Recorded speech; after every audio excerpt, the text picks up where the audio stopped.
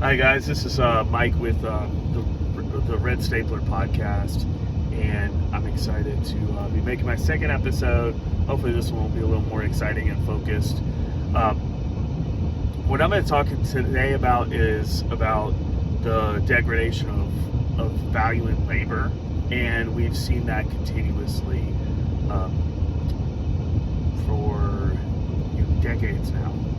And I would argue it started a long time ago. Like you had the degradation of labor before the Industrial Revolution.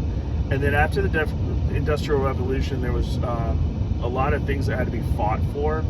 Obviously, like kids were working, and there was all kinds of just terrible conditions. And labor unions were formed. For the purpose of today, I'm going to move past all that because there became a higher degree of fairness after a lot of these things were fought for. So you had this massive change in the Industrial Revolution. Certain people, kind of like today, with all this computer and AI, internet stuff, were able to really take advantage of that. The wealth gap just went crazy. But over time, I think society started digesting some of that. I think one of the biggest things we did was break up some of these companies into smaller entities and make them compete with each other. Labor unions fought for workers' rights.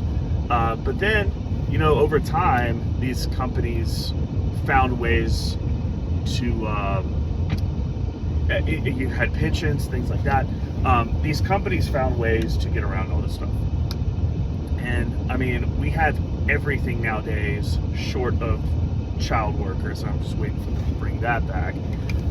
We even have novel new inventions, that they didn't even have access to back then in the Industrial Revolution to take advantage of. I'm sure they would have had they had access to it.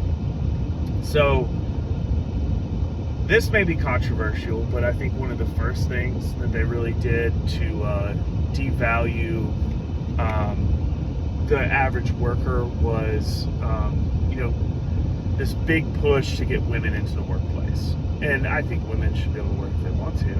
But I think there was not a organic movement of women wanting to work, even out of necessity or anything, but this making it almost seem like an obligation, making it seem like empowering, all this kind of stuff. And that, if you were in the house, as a mother, things like that, that was a lower quality of the type of thing than working. So I think their big motive with that is that if you can bring women into the workplace, you have twice the labor supply. Actually, there's more women than men, so even more than that.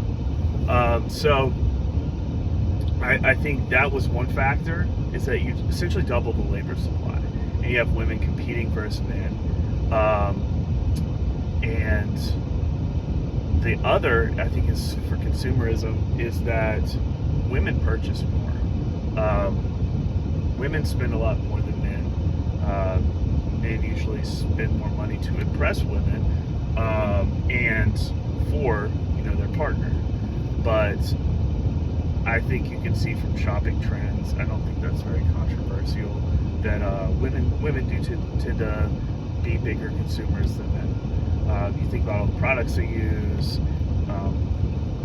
Personally, I can get by with. I think most men are similar to me in that we can get by with minimal stuff. We'll see what's on sale. We'll get. I'll go to thrift stores and try to cheap out wherever I can. And there's certain things I think men like to spend a good bit of money on certain things. Like maybe it's a nice truck, or they like their toys. So men have a few things that they want really high quality, and it centers around their hobbies or something they really value. Whereas I think the man could be happy in a much lower quality environment than, you know, a woman who wants to furnish everything. And, you know, most of the times you see, like, I saw this landscaping, you see this super elaborate house or something. A lot of it was kind of pushed by the man wanted to make his wife happy or something like that. So, I mean, his cars would definitely be all him. But yeah, so I think that was a big push, was to get women into the workforce for those reasons, to increase the GDP and have the money being spent, double the workforce. And then I think the next big thing was to outsource jobs. And, you know, that was big in the 90s. Maybe it started before that. But, you know, the deindustrialization of America, which has pretty much hollowed out so many towns. I grew up Charlotte, North Carolina, but there was towns around us that it's always been a big banking area. That hasn't gone anywhere as much, but all the kind of like mills and factories around and like outlying areas. There was towns I went to school in that had like textile mills, things like that. That all went to China. It's not profitable to do a lot of that stuff in the United States. Maybe nowadays with us, with robotics and automation that they have. But if you're using people, then all that kind of stuff got sent to China.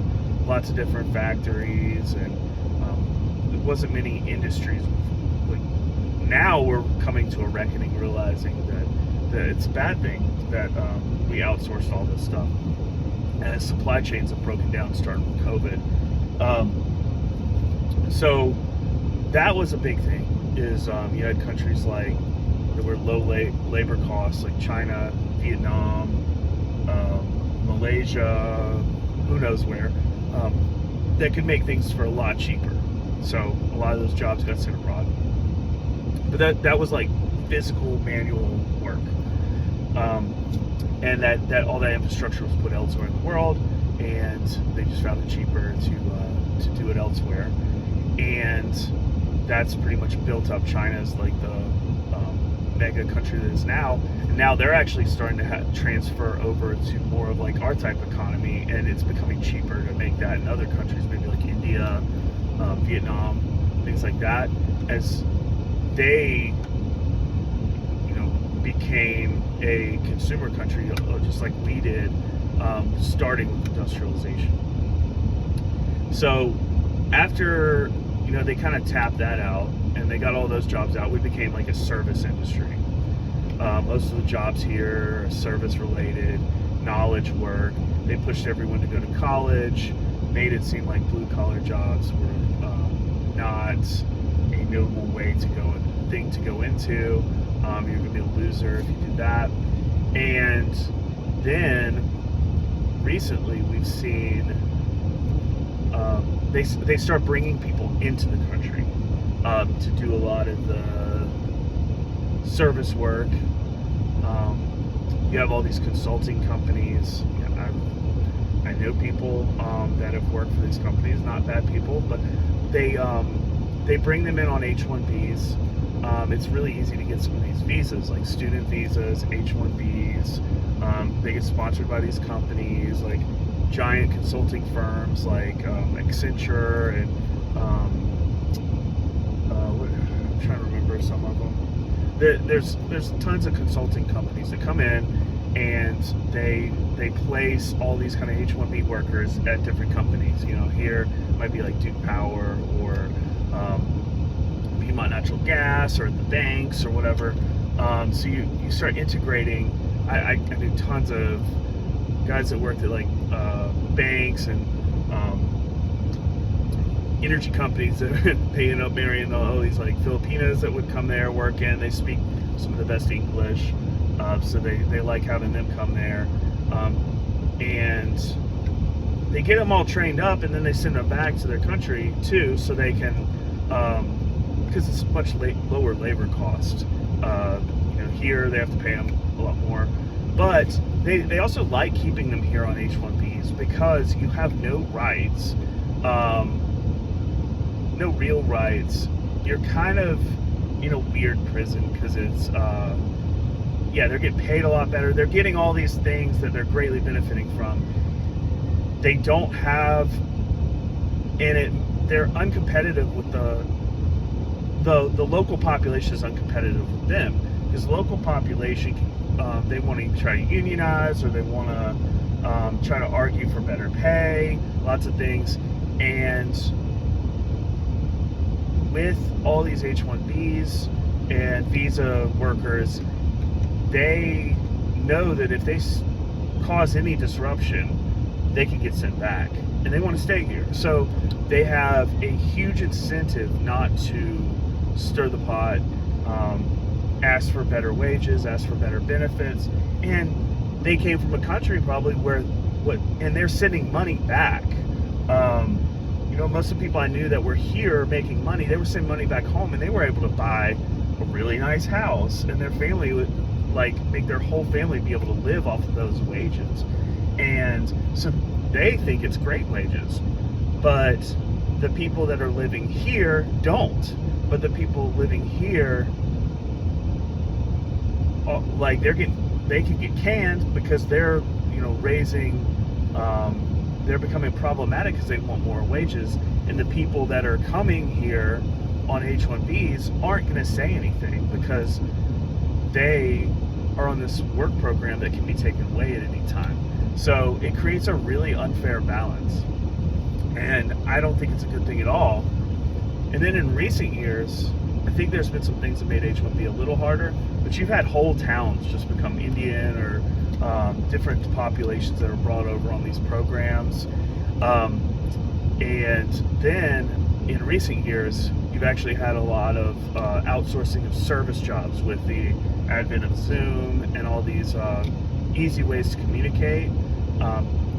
Like Microsoft is laying off a bunch of people here, and then they're literally having centers in India pick up that work. Or for years, a lot of this work's been sent to the Philippines because they're on a different time zone, they can handle different hours, they speak really good English, and they barely have to pay them. That's the big thing. And they'll work for hardly any money in US dollars here. And now we've got AI. So I think AI is a lot of gaslighting right now. I have worked for companies where they're talking about sitting there monitoring everything you do. I think AI is being mostly probably used to spy on workers and just give them weird, use pattern recognition to set KPIs and goals for them that are probably very unrealistic, probably measured to perfection. But I think it's in the very early stages right now. I don't think the AI is actually doing a lot of the work, but I could be wrong. I just haven't seen it. I think a lot of these layoffs, they want it to happen anyway, and I think they're blaming it on AI. But I think, I think this whole AI thing is going to pop. There's going to be a bubble that pops, and I don't think it's going away. It's going to be like internet. It'll come back with a vengeance later on, once the bubble pops and a lot of these companies kind of die off. But I do think long term it's going to put a really big pressure on labor, and it's just one thing after another if you're a worker, which is why I think we definitely need a new structure in this country. I think there should be a UBI based off of not just money that's printed by the government, because that's super inflationary. I think it should be a tax on big tech, any data that's harvested, like Andrew Yang talked about. I think our data is like the new oil, as they always said, to tell us. So we should get paid off of our data, and somebody needs to invent something that takes our data, locks it in a vault, and they have to sit there and pay us for it every time they want it. So it's like a meter that they have to ask us for it, and they have to pay us a royalty on our data. I think that is the only thing that's sustainable. Another thing I think is that any natural resources that should be used, that are used in this country, I think both of these things, I think you should have digital royalties and you should have physical royalties. And I think if you're a citizen of this country, we should be paid, I think Venezuela set that up at one time, and our government freaked out about it and like orchestrated a coup on that. I could be wrong, but I think that was under Chavez. But we should be shareholders of the country. It should be run like a co-op, and we're paying taxes. We are citizens of this country. These should be our collective resources. And I'm not talking about communism, but I think the government should, when they issue permits and when the money is made off of our public resources, the parks, the logging, mining of any sort, we should get a share of that distributed to people. No one here shouldn't be able to have housing when these resources that these mining companies and the government, they didn't do anything to put these resources here. This is nature. And as a citizens, like, these are non-renewable resources, or some of them are, like everything from mining is. And once they're gone, they're gone. And we should have a part, you know, like in voting whether they get mined or cut down or whatever. And then, you know, we would allow that probably more if we got a portion of it, you know. But it should be these companies that had no participation in millions of years of oil being created, because once it's gone, and we should at least benefit from that as a civilization, and not just a few people. You know, I think that's complete bullshit, to be honest. I've got lots of ideas, but I mean, I don't think I'll ever live to see them implemented, you know. So you know, that's my talk for today. Hope you like it, and you know, feel free to give me some other topics to talk about. But you know, I am wanting to just talk about many things that affect us on our day-to-day. You know, my audience will probably be a lot of men, but you know, any women that actually see a lot of this injustice that's going on, and kind of the imbalances. You know, I think we're all in this together, but I think we have to acknowledge like realities and just kind of the messed up way things have been kind of put in front of us for the past like 50 or more years. But there'll be many other topics I'll cover, and I hope you have a good day. Thanks.